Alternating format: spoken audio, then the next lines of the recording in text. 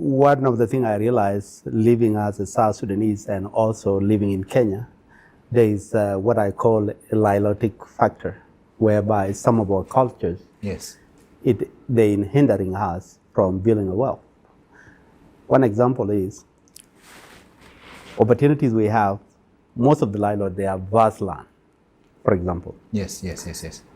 But we tend also to have big families. Let's say when Kenya get independent in 1963, Yes. a person have 100 acres of land.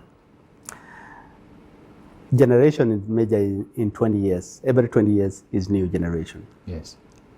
So let's say in 1963, this old man has about 10 kids. Because he's polygamous. He is polygamous. From a cultural perspective. From a cultural perspective. Yes. And he's just managing the small land that they have.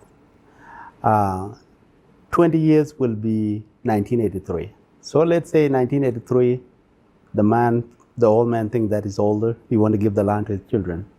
He will give each of the child 10 acres. So that child will inherit only 10 acres. That's what he will inherit. And this child, maybe you're not doing anything else with that 10 acres. 20 years later, you have 10 children of your own. Yes. That will be around 2003.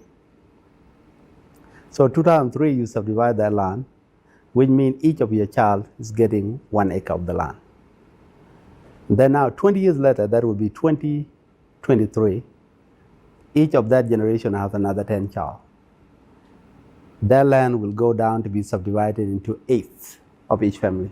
Yes. So now you have a family that have 100 acres 40 years ago, and now 40 years later, each family member is owning an eighth.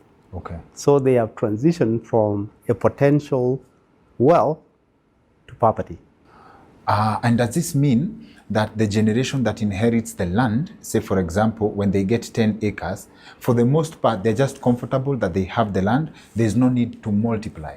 No need to multiply, because again, we have a culture as Lilot that look inside rather than looking outside.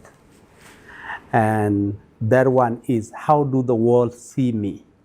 So that means if I get something small, I am trying to run around and try to mask the eye of the world that my people are not suffering.